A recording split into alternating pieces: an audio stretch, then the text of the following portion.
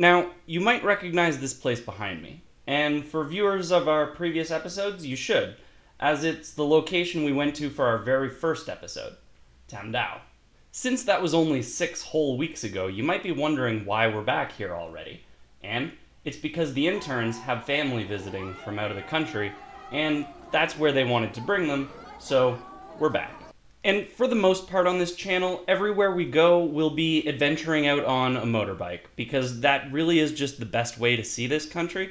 But it's understandable that some tourists don't really feel comfortable traveling around here on a bike, and that is, well, that's pretty understandable. That's reasonable. We certainly don't blame them. So for this episode, we're going to do something a little different. We're going to do a cost breakdown of a family trip with the sister and mama of the interns playing the part of the kids, along with yours truly, me, playing the part of Konja Ketuan, accountant dog. So the first thing we did was get a private car, and off we went. I'm not gonna lie, it was a little weird seeing all of these familiar places through the windshield of the car and not from the back of a motorbike, but that's what we do for the fans.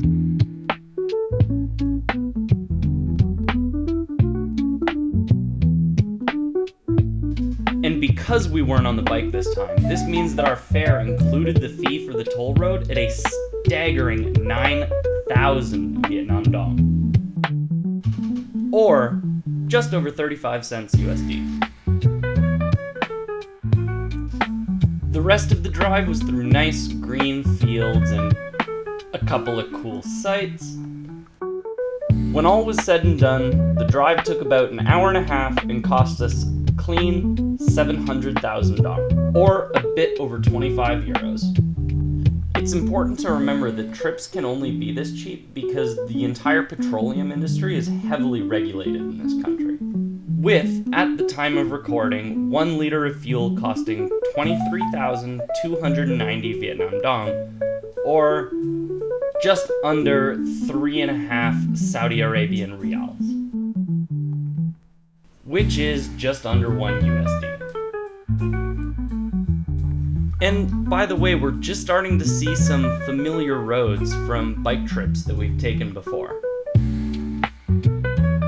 Pretty clouds mean no smog is gorgeous. Not to push it too much, just one more time of how strange it is to see these places out a car window instead of a bike. Weird, but it still looks great, and is absolutely worth it. And maybe even better, because the onus of safety isn't on you. Or one of the interns anyway. And you can just kind of chill. You can just hang out and take in the sights. Which we did learn already are real nice. But, like, come on. Look at that. Cool. A lot of the lower sections of the township are homestays or basically places just to take photos, but we'll come back to that later. And as we finally made it into town, it's important to point out that the Nam A Hotel would only allow wealthy, super wealthy dogs there, and anyone else was not allowed to join. And so, we went for barbecue. And just under 500k is less than 200 Swedish kroner. Team were 40 times 4 plus 50 for the smoothie. 210k is about 38.5 Malaysian ringgits. Now, we will generally never shout out any private business, as that's not our job, but the Hotel Nhan Ha here is excellent, as they will always take care of us pups. Speaking of which, it's just time for us to have a quick relax before we rally out back into the world. And there we are, going. I'd told the team that there was a shortcut and none of them believed me. A little embarrassing, but here Tita Pats is trying to clean my face. All I wanted to do was eat a little bit of boo. But now, we're headed off to some special spots to take some selfies. We had some luxury carry for part of the way. But for the rest, we took a cab. And in this kind of touristy hotspot, the price was just 100K. Which is more than you should pay in any city, but in a tourist spot like this, it's really okay. As it's only 15.39 zloty. And to be fair, the entire drive down the mountainside is actually prettier than the drive up. The last time that we were here, it was almost just us. There were 3 or 4 other people, but this time it was packed. Could barely pee on a tree in peace. While some of the team members were getting suited up for a photo op, I took the time out to do a little bit of fan outreach. These awesome get-ups that they're wearing are the traditional clothes of an ethnic minority group called the Hmong, who originated in China but now live across South China, North Vietnam and Thailand, Laos, and even as far west as the northeastern parts of Myanmar.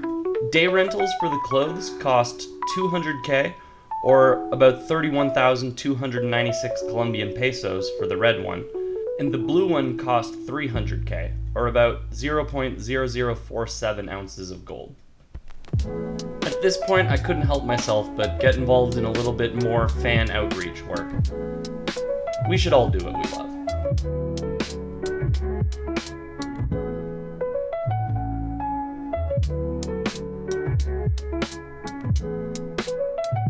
When we'd had enough of gawking at the valley, we decided to head down the mountainside and find another place to gawk at the valley.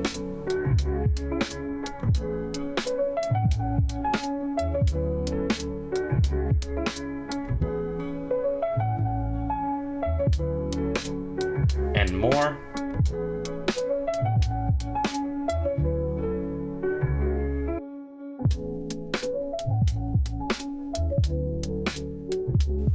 And more.